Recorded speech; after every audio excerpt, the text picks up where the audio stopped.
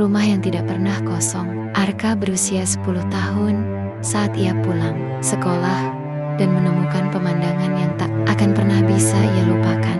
Ayahnya tergeletak di lantai ruang tengah, dada terbuka dengan sayatan yang membentuk pola aneh, seolah bukan sekadar pembunuhan biasa. Di samping mayat itu, ibunya duduk diam, memegang pisau dapur yang berdarah, sambil berbisik-bisik pada sesuatu yang tak terlihat oleh mata. Saat polisi datang dan bertanya, ibunya hanya menatap kosong dan berkata, "Aku terlambat menghentikannya." Lalu ia tertawa, tawa yang panjang dan hampa. Sejak malam itu, ibunya dinyatakan tidak waras dan dibawa ke rumah sakit jiwa. Arka bersama kakaknya Bayu dan adiknya Nisa terpaksa pindah tinggal bersama nenek mereka di sebuah rumah kayu tua yang berdiri sendiri, tetapi rumah itu tidak pernah benar-benar sunyi. Malam pertama mereka menginap, Arka mendengar suara langkah kaki berat berjalan di atas loteng. Padahal ia tahu pintu menuju ke sana sudah dikunci dan berdebu tebal. Saat ia memberitahu nenek, wanita tua itu hanya menatapnya tajam dan berkata, "Kalau dengar ada yang memanggil namamu dari atas, jangan pernah jawab." Bagian I, rumah yang menelan orang. Tahun-tahun berlalu bagai siksaan. Bayu, kakaknya, berubah menjadi sosok yang dingin. Ia putus sekolah dan menjadi pecandu narkoba. Seringkali ia pulang dalam keadaan linglung. Tubuhnya penuh luka aneh, seperti bekas cakaran benda tajam. Adiknya, Nisa, mulai berubah aneh. Ia sering bicara sendirian, seolah memiliki teman yang hanya bisa ia lihat. Hingga suatu hari, Nisa menghilang tanpa jejak. Nenek bilang ia kabur dari rumah, tapi Arka tahu itu bohong. Ia menemukan bekas telapak kaki berlumpur yang berhenti tepat di bawah pintu loteng yang tertutup itu. Sejak kepergian Nisa, gangguan makin menjadi-jadi. Arka sering bangun pagi dengan tanah kering di bawah kukunya. Padahal ia tidak pergi kemana-mana. Simbol-simbol aneh mulai tergores di dinding kamarnya. Ia sering mendengar suara batuk ayahnya dari kamar yang sudah lama kosong. Dan yang paling menakutkan, kadang bayangannya di cermin terlambat beberapa detik untuk mengikuti gerakannya.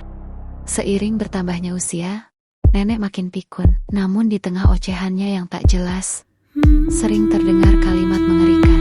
"Dia belum mati. Ayahmu belum pergi." Hujan deras mengguyur desa saat keberanian Arka memuncak. Ia mendobrak pintu loteng yang terkunci selama bertahun-tahun. Di sana, di tengah bau tanah dan dupa basi, ia menemukan kebenaran yang mengerikan. Sebuah altar kayu tua berdiri di tengah ruangan. Foto keluarga mereka dipaku di dinding. Topeng tanah liat dengan mata kosong menatap ke arah pintu. Dan di sana ada sebuah jurnal tebal milik ayah serta tumpukan kaset rekaman. Dengan tangan gemetar, Arka memutar kaset itu. Suara berat ayahnya terdengar keluar dari pengeras suara. "Kalau Arka mendengar ini, berarti ibumu gagal menyelesaikan ritual." Dari halaman demi halaman jurnal itu terungkap. Ayahnya adalah pemimpin sekte sesat. Ia percaya bahwa roh leluhur mereka bisa dipindahkan ke tubuh keturunannya. Dan Arka adalah wadah yang dipilih sejak lahir. Malam pembunuhan itu, ibu menusuk ayah untuk menghentikan ritual. Tapi ia terlambat. Prosesi sudah berjalan. Sesuatu sudah terlepas. Sesuatu masuk ke dalam rumah itu, atau masuk ke dalam salah satu dari mereka. Bagian ketiga, nenek penjaga gerbang. Arka turun dan menghadap nenek. Kali ini, wanita tua itu tidak berpura-pura bodoh. Ia tertawa, memperlihatkan gigi-giginya yang hitam dan keropos. Nenek mengaku, ia bukan sekadar nenek biasa. Ia adalah dukun kampung yang ditakuti. Selama puluhan tahun, ia menjaga rumah ini bukan untuk melindungi, tapi untuk mengurung. Rumah ini bukan tempat tinggal, Kak. Ini penjara. Semua ruangan yang tertutup adalah segel manis.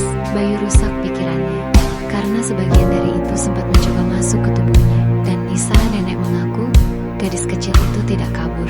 Ia dikorbankan, dijadikan tumbal, agar penghuni di loteng tidak bangun lebih cepat. Lalu, tentang ibumu tidak gila. Ia masih sangat waras. Kami menyembunyikannya di sana agar anggota sekte lain tidak menemukannya dan membunuhnya. Nenek mendekat, wajahnya berubah menyeramkan. "Kamu pikir kamu penyintas kah?" bisiknya. "Kamu itu wadahnya." Seketika lampu rumah padam total. dan dari atas loteng terdengar suara langkah kaki yang berat mulai turun satu persatu.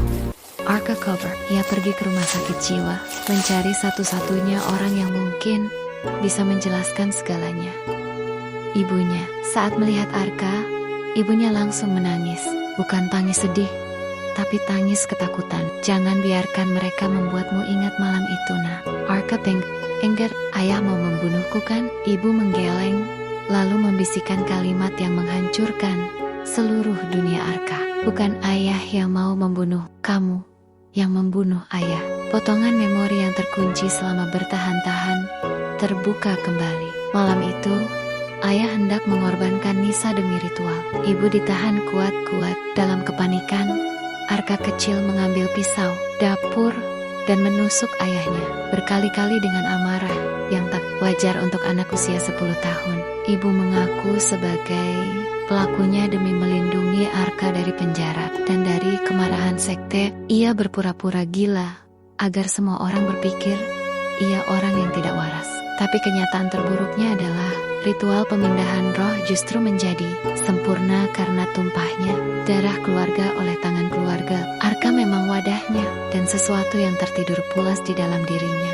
Mulai bad ending tahun-tahun berikutnya, Arka bertahan hidup. Ia lulus SMA dengan nilai terbaik. Ia diterima di jurusan psikologi di kota besar. Ia ingin mempelajari cara kerja otak, memahami trauma, dan mencoba mengobli dirinya sendiri agar bisa menjadi normal. Hidupnya tampak membaik, seperti akhir yang bahagia. Hingga suatu hari di kelas, dosennya memanggil namanya. Saudara Arka, kata dosen itu sambil menunjukkan tugas makalah Arka. Kenapa? Di setiap halaman tugas Anda selalu ada simbol yang digambar samar di belakang kertas ini. Arka darahnya membeku. Itu adalah simbol yang sama persis dengan yang ada di dada ayah dan di dinding loteng. Padahal Arka bersumpah, ia tidak pernah menggambarnya. Malam itu, Arka pulang ke kosannya. Ia berdiri di depan cermin, mencoba menenangkan diri. Tiba-tiba, bayangan di kaca itu tersenyum. Tersenyum lebih dulu, sebelum wajah aslinya sempat bergerak. Dan bibir pantulan itu bergerak, berbisik dengan suara yang bukan miliknya. Giliran kita membuka gerbang. Tomorrow.